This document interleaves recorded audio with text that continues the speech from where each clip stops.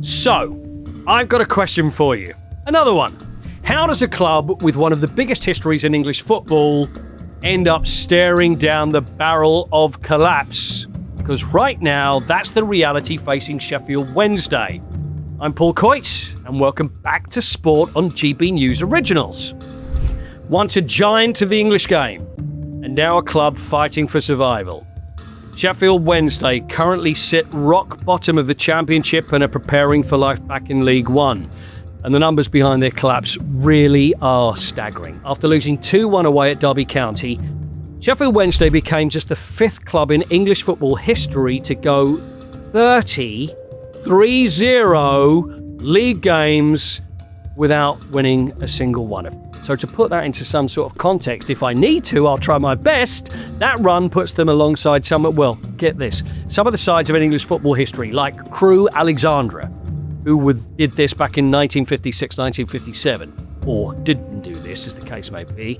Cambridge United back in 1983-84, and Derby County in that disastrous 2007-2008 season. Also, Macclesfield Town during their long winless run between 2012 and 2018. It's a list no club wants to be part of, but what's happening on the pitch is really only part of the story, because behind the scenes, the problems at Hillsborough run much, much deeper. The club entered administration after a turbulent decade under the much-hated former owner Dejphon Chansiri, with reports of huge financial difficulties and also delays in paying staff and players as well. And the scale of the rebuild facing any new owner is just enormous. The stadium really needs investment. The training facilities need rebuilding. The squad needs rebuilding. In fact, insiders say that the amount of money required to just stabilise the club, it's just eye-watering.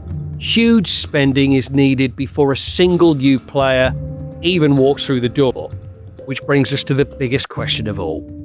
Who will actually save Sheffield Wednesday? A consortium led by businessman James Board has been the preferred bidder to buy the club, but that deal collapsed after due diligence revealed the scale of the problems facing the Owls. Now that leaves the door open for other investors. Among the names linked with a potential takeover is former Newcastle United owner Mike Ashley, who's reported to be one of the frontrunners to buy the club. American investor David Storch has also been mentioned as a potential bidder as well. But even if a deal happens tomorrow, the road back, as you can guess now, is going to be extremely long. Now, the club carries debts estimated at tens of millions of pounds.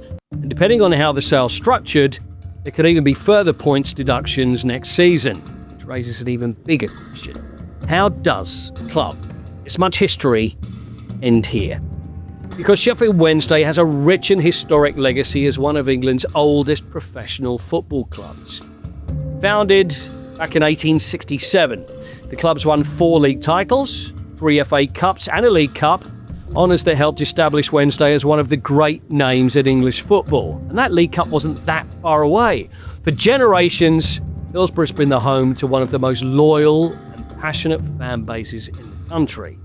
Yet today, those fans, still loyal, find themselves fighting not for promotion, but for survival. We went to Sheffield to ask some of the people who know the club best.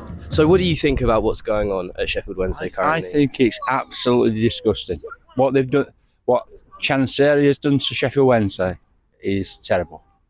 And he has done it to Sheffield Wednesday. He's kind of created the situations where he's gone to lawyers and made sure that if something goes wrong, he's not paying for anything. And that was obviously where we all go back to, isn't it? Because basically he actually didn't pay wages for people, you know, for staff and for players, and that's not really the way to do it, is it? And is this the worst period that you've seen as a Sheffield Wednesday fan? As a group of players, I think it is, yes. I actually watched in 1970s and basically we were rubbish at 1970s.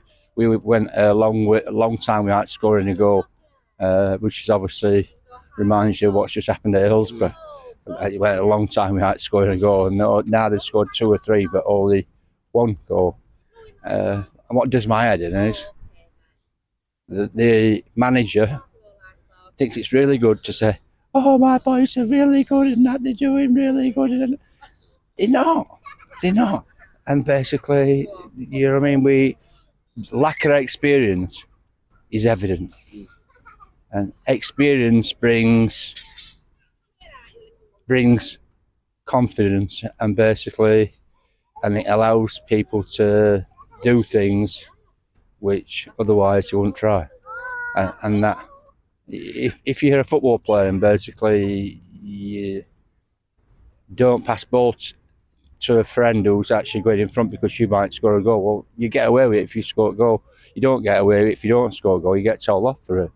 You know what I mean? So it's all about teamwork, football, and basically it's often disregarded, basically, that, you know, you can't, one player doesn't make a team. It's 11 players make a team. I'm just glad that he's gone, and hopefully we just get this new owner in, get the money that we want in here. And I'm glad he's gone, because we're in debt and we're in administration. But I'm just so glad he's gone, and now that son's going to rise again for us. It's a good thing we have gone in it, but at the same time, hopefully we just rebuild like Birmingham did and then get promoted back up again. And then hopefully we stay in Championship and all, and then maybe we get playoffs again. How do you feel about what's going on at Sheffield Wednesday currently? It's very frustrating because they don't have the new ownership, and that's all. It's I don't know, no one really knows what's going to happen in the future, and I think it's really going to be difficult next season, because if they don't sort out the team, they could well go down to League 2, I think, because the team will have to be completely rebuilt next season. So it's not very good at the moment. It's going to be a full ground because Chansiri's gone. I think it'll be a great atmosphere. Everyone's buying stuff. If you've seen in the club shop, everyone's spending money. Everything will be back open, I hope, and I hope it gets run properly. Well, there's passion there. There's frustration as well, obviously, but above all, a sense that this club deserves so much better. Because for supporters, football clubs aren't just businesses, they're part of the city's identity. History shows clubs can recover from even the darkest chapters. We've seen giants fall before and manage to climb back up again. But recovery takes stability, leadership, investment, and perhaps most importantly, time. Right now, Sheffield Wednesday got none of those guarantees. So the question remains, who will take on the challenge of rebuilding one of English football's most historic clubs? And how long will it take before the fans can start dreaming again? For Sheffield Wednesday supporters, the hope is that this isn't the end of the story, and not just for them as well. I think for everybody in English football, including Sheffield United fans as well. So to dive deeper into this, we've got Richard Pillinger, now a proper Sheffield man. He's the chairman of Hallam FC, the second oldest club in the world and lifelong Wednesday fan. Richard, it's great to see you. Thanks so much for your time. Good morning. Thank you very much. Firstly, tell me about, before we get on to Sheffield Wednesday, tell me a bit more about Hallam. Now, you're there right now, I believe. Yeah, I'm just up here now. We're just on with a few improvements to the ground to make our match grading experience better. So we're now in the Northern Premier League, which is the highest we've been for quite a few years, mid-table. So we're going to say that it's a successful season for us. And the oldest ground in the world? Yeah, 1867. 1860, should I say. 1860 is when we won the first major football trophy, the Uden Cup, which we still got here proudly at the club. Brilliant. Nearly did yourself out 7 years there. Oh, yeah. Let's talk about Sheffield Wednesday. I mean, it must pain you because you've been a Wednesday fan, I suppose, all your life, right? Yeah, all my life. And to see it now, it's really it's tough for every Wednesday supporter. I mean, there's no other club outside, including the Premier League, who's got the support of as big as Sheffield Wednesday. There was in the playoff final, for third tier playoff final against Barnsley. They don't sell 30,000 tickets. They asked for 40,000 and then they got 50,000 and sold them. Not many teams can take 50,000 supporters to Wembley. You find yourself... Sorry, Richard. Do you find yourself asking the question then? How on earth does it come to this? Because most of us from the outside are looking and thinking, well, if it can happen to Sheffield Wednesday, it can happen to anyone. What is it? Chansiri? Is this what it's been down to? Is it just bad management and then it's continued and now it's like, well, where do we go from here? I think it's been very bad management from the top. Absolutely terrible management. They've not invested in the facilities at all. The training ground needs a massive upgrade. The infrastructure the ground needs improving. It's had no real improvements for a long time. He rubbed the supporters up the wrong way, talking down to supporters, calling the supporters customers, which I think is terrible. For a lot of people, it's their livelihood, Sheffield Wednesday.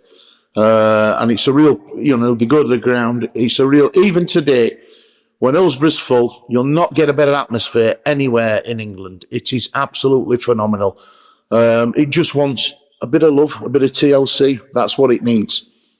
Tell me, I know that you've known everybody involved in the club for a long time. Yeah. What about Chansiri himself? Surely you met him and did you have dealings with him over the years? I've never had many dealings with him, but every time I met him, it was all right one-on-one. But I think the trouble is caused selling players, not refusing to sell players when Wednesday could have got a good bit of profit on some players, saying they're not for sale, not recruiting right. We've had bad management in as well in the first team. What's gone on all under Chansiri, and it's just gone down, down, and down. And I don't think it can go any further than what it is. The club really is at rock bottom. And it's all down to one man, Chansiri.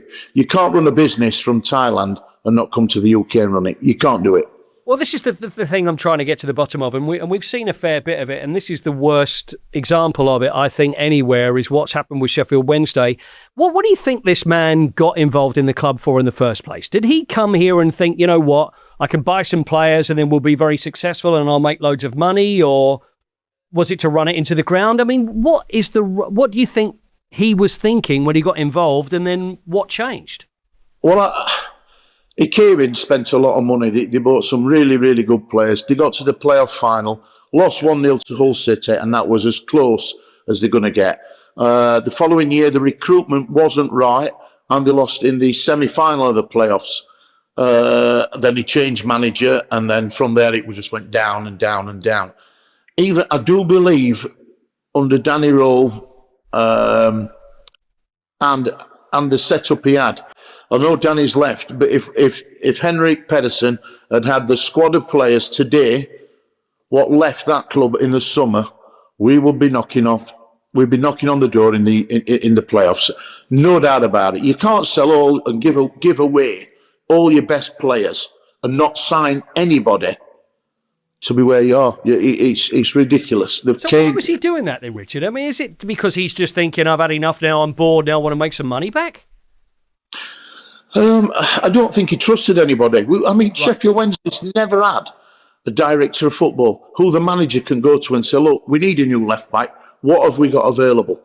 And they've liked that leadership. There's no CEO to say to Chansiri, right, this is not going right. This is how we're going to put it right. No, he makes these decisions. I think he's been very much a dictator. It's my way or the highway. And that's really the start of the big fall in Sheffield Wednesday. Now, although things are bad now, and we know relegation has come very early, and no wins in goodness knows how many, we've gone through the whole thing just now. Is there a sense of optimism amongst fans more than there was when Chansiri was there, even though administrators are in? Yeah, there's a big, the support on Saturday, Derby County Way. Ticket allocation 3,000. It's not on sale 2 days. It's on sale 1 day. They've sold out, which is absolutely phenomenal. The feeling now is the young players that we've got in. These young lads are giving everything they've got and a bit more. That's why a few are getting injured. But this young team now, and they are kids. The kids, make no mistake about it. There's no manager ever playing with kids at the second tier of English football. It never happens. We are. and these kids are going to get better and better and better. And is there also a feeling amongst you and fans that you'd rather have kids playing that give everything than players are just thinking, you know what, we'll take the money and we're really not interested? Well, I mean, we can't win now. We're out of the game. Let's just keep these kids to the end of the season. Let them gain experience in the championship, and this'll stand them good for future times over for Sheffield Wednesday. They really have got some good young players. A couple of old heads with them, and I'm sure a bit of investment in the team for the future, and we'll be there. We'll rise from the ashes. Yeah, absolutely. I hope so too. Going forward then, and then we're talking about buyers and potential buyers, and names like Mike Ashley are being mentioned. Is everybody very, I mean, look at you, because you deal, I know you know everybody, you've been involved with the administrators, you know them, you know everybody around the club, but does it make you in some way a little nervous with who you're dealing with? Because you've got this, well, I mean, this is your love, Sheffield Wednesday, and the last thing you want is someone that's going to treat her badly. You need someone that's going to give her the love that she deserves. Yeah. I mean, listen, I think 99% of Sheffield Wednesday supporters love Mike Ashley to come in. He can speak. We know his foot ground. We know what he does. He's not going to take long at being fit in the EFL test, is he? Because he's UK based. Yeah. He's a local bloke. It's only a win-win situation for him, I think, and the supporters as well. Because he'll invest, he'll steady the ship, he'll invest in the right areas of the club to move the club forward. I mean, there's been so many names, hasn't there? I mean, you get Americans coming in saying, "Oh yeah, this is going to be great." I mean, I know there's so many, and it's understandable because it's such a great name, Sheffield Wednesday. But how close do you think we are to getting a buyer for Sheffield Wednesday, and how much of it is just chit chat and people and brinkmanship? I believe there's three in the minute. Mike Ashley being one, Storch being the other, and there's rumoured to be somebody from the Far East as well. But that's all pie in the sky till they actually name names, which has not happened yet. But I can't see anybody. I can't see him doing names till probably at the weekend at the earliest. Maybe another week, 7 to 10 days. They'll probably name the person that they're going to back.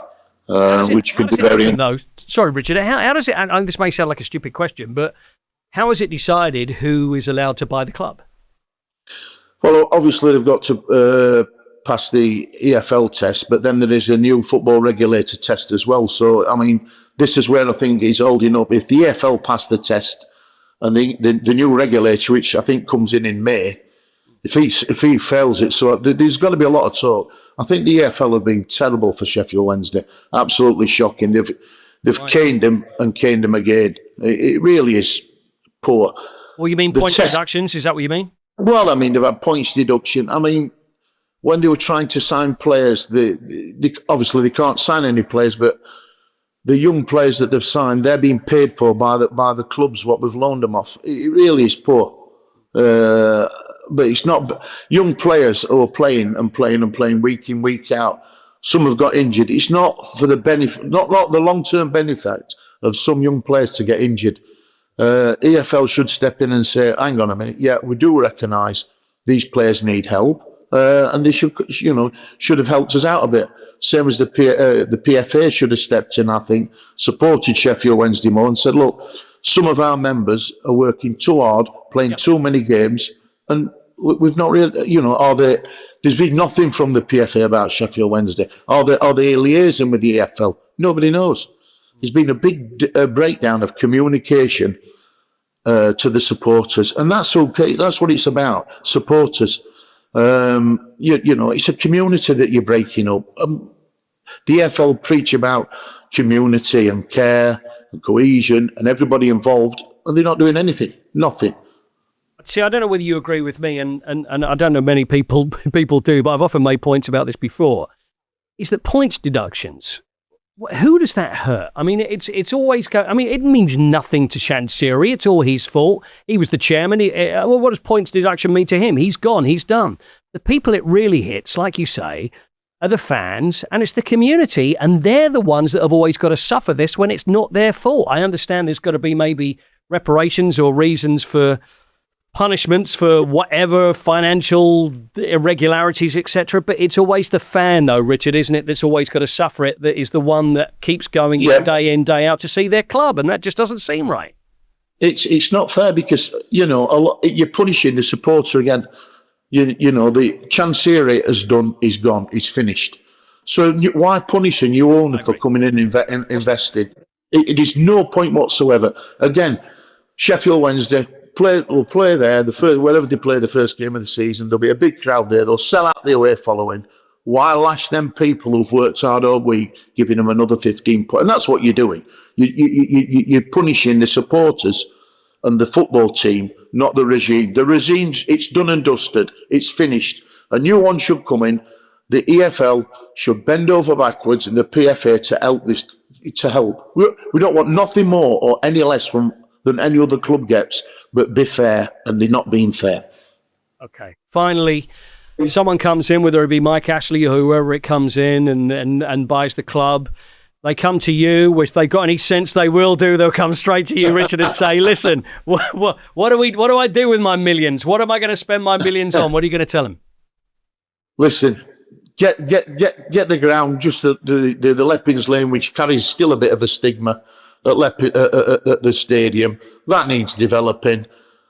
New infrastructure. Get some money on the training ground. We've got a set of so talented kids now. It's good. We just lost young Yisa to Chelsea.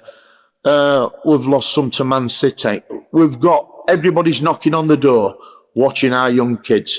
Let's get some facilities for these young kids. I'm sure Sheffield Wednesday will rise again. Good to speak to you. I hope you're right. I absolutely hope you're right. And with fans like you and people involved, can only go in one direction. Richard, good to speak to you. Thanks for your time. Thank you. Cheers. Thank you. Bye. Bye. So there's Richard Pillinger, a businessman, football man, huge Sheffield Wednesday fan, and we wish him well. And also we wish the club well as well. I think it just proves that it could happen to any football club. Sheffield Wednesday was a huge concern. And still, when you see the amount of fans that still go, like Richard said, still getting 30, 40,000 people that will go and watch them play.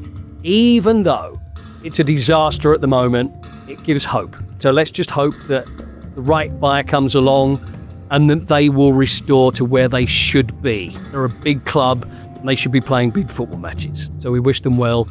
And also we know very well that it could happen to your club as well. Hope you enjoyed this episode. If so, please be sure to hit the subscribe button for more. We've got lots of them. This has been Sport on GB News Originals. And I'm Paul Coyte. Thanks for watching.